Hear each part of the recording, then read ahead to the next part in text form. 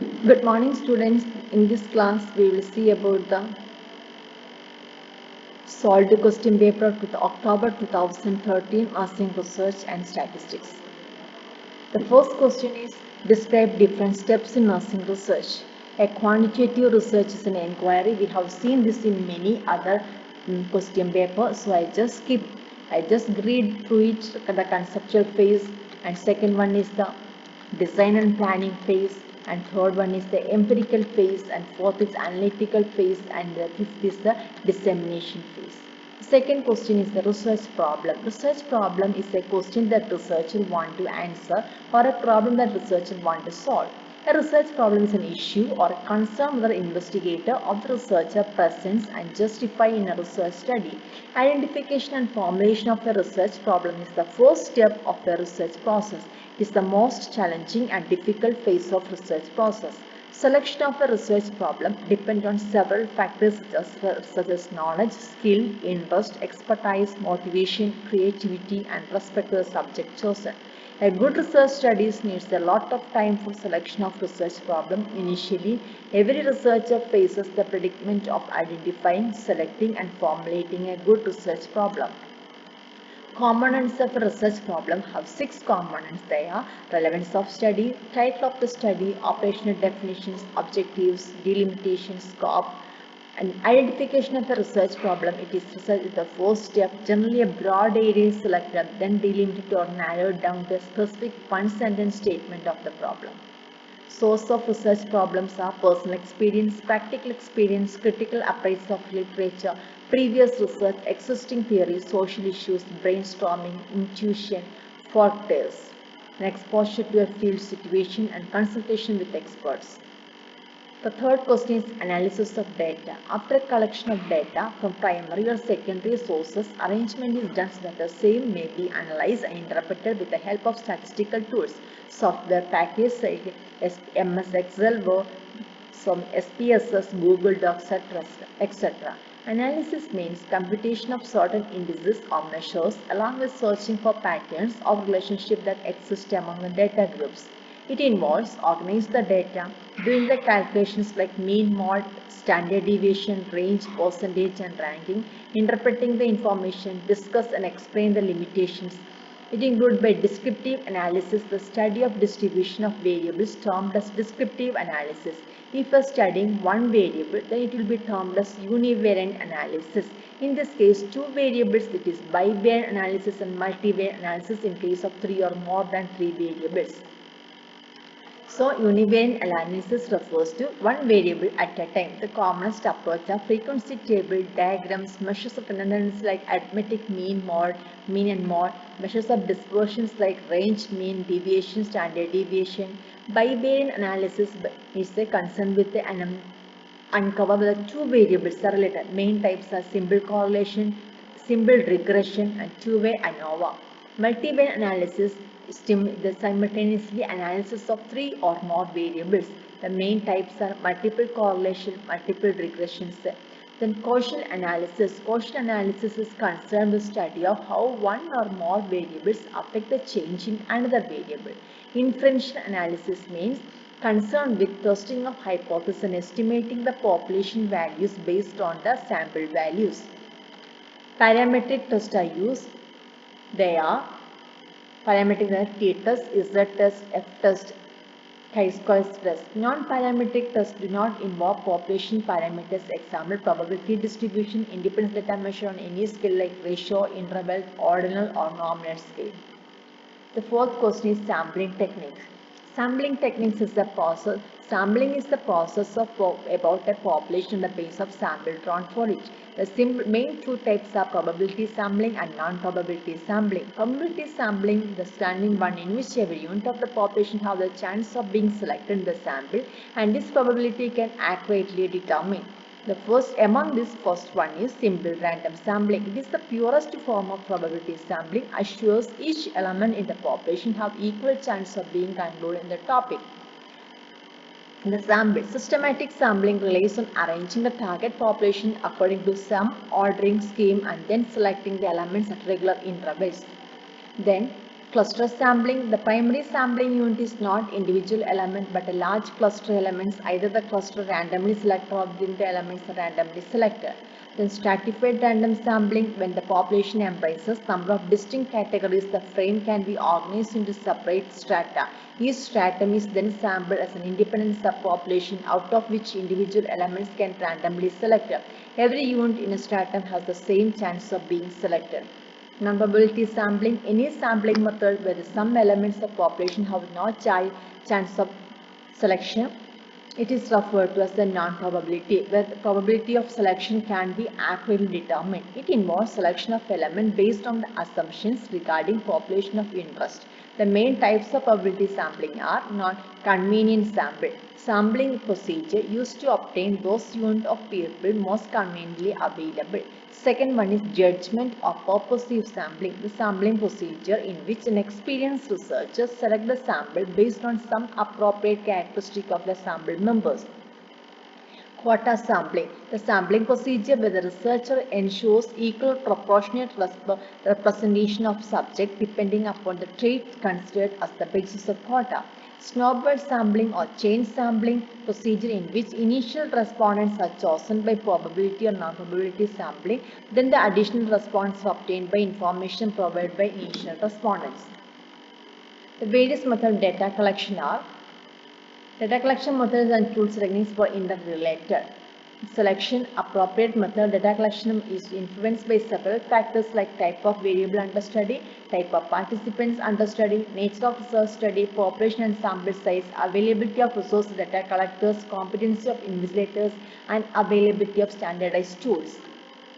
Different types of data collection methods are interview, questioning, observation, biophysical methods, and other methods. Interview is the process of communication or interaction in which the subject or interviewed gives the needed information verbally in a face-to-face situation, and it is a most popular way. The type of interviews are structured interview, unstructured interview, semi-structured, in-depth interview, focused interview, and telephonic interview. Second is questioning or self-report. A good deal of information can be gathered questioning the people method known as a self-report. A questionnaire is planned to a self-reported form designed to elicit information through written or verbal response of the subject.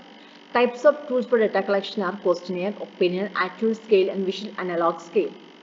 Observation is a way of gathering data by watching the behavior, events, or noting the physical characteristic in their natural setting. It can be used to gather the information as a characteristic and conditions of individual, verbal, and non-verbal communication. It can be made in laboratory or in a natural setting. It can be done directly through the human senses or with the aid of technical apparatus such as video equipment and tape recorders. Types of tools for data collection are rating scale, checklist, anecdotes, videotapes, etc. Biophysiological measures are the trend in nursing research has been toward the increased clinical patient-centered investigations. One result of this trend is expand use of measures to assess the physiological status of subjects, typically through quantitative biophysiological measures.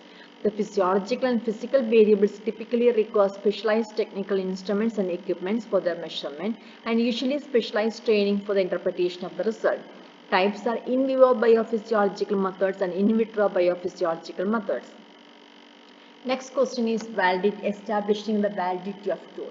Validity is how the researchers talk about extent of that result represent reality. Research methods, quantitative or qualitative, are methods of using study phenomena. Validity refers how they measures how much noise or unrelated information is captured by the result. Face validity is the validity your research seems to be what they look like. This is the least scientific method of validity as it does not quantify using statistical method. In research, it is never enough to rely on face judgments alone, and more quantified methods of validity are necessary in order to draw assumptions or conclusions. Content validity. It is considered as a subjective form of measurement because it still relies on people's perception for measuring construct that would otherwise be difficult to measure. Whether the content validity distinguishes itself through the use of experts in the field of or the individuals belonging to target population.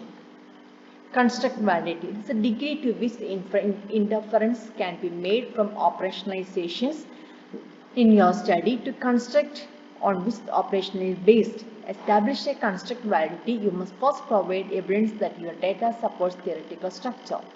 Then internal validity refers to the extent to which the independent variable can accurately be stated to produce observed effect.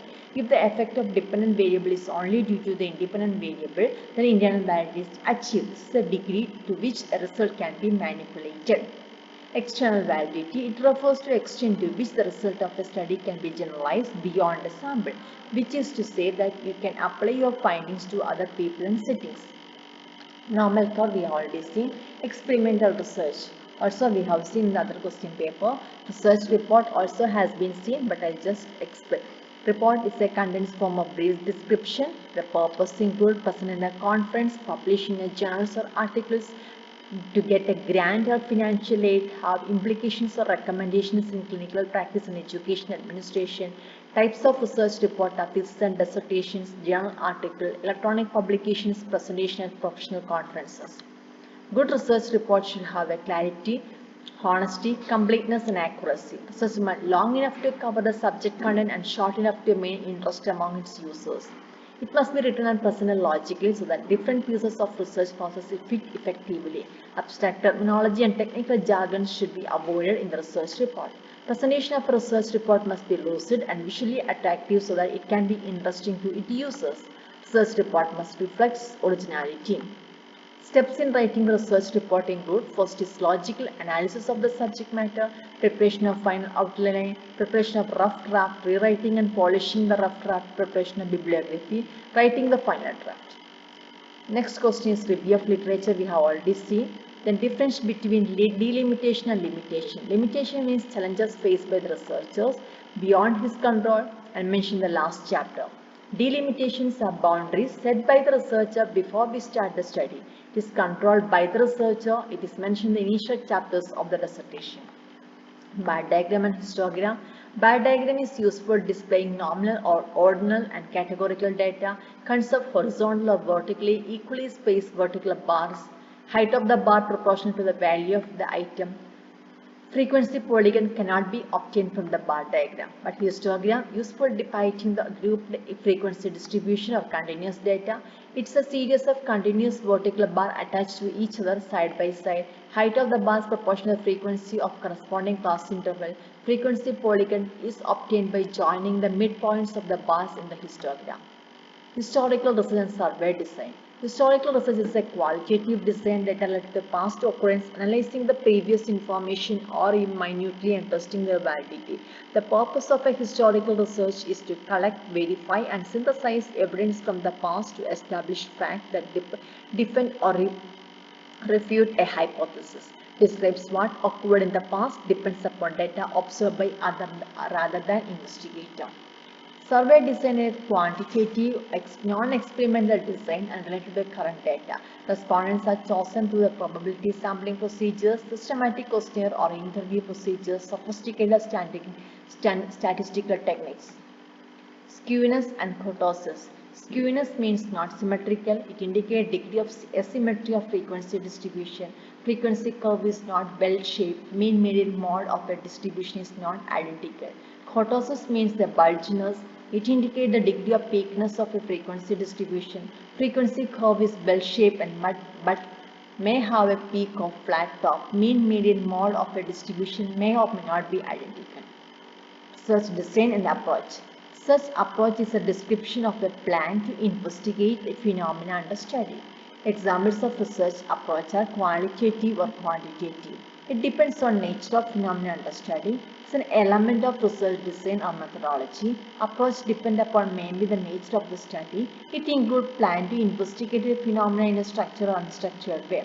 But a research design is a plan and procedure for research that range from broad assumptions to detailed method of data collection analysis. It depends on several factors: nature of problems, objective of study, sources, research ethics, etc. So methodology of study is a blueprint or master plan specifying the methods and procedures for conducting research study. It includes research approach, setting, sampling technique, tools and methods of data collection. Thank you for listening.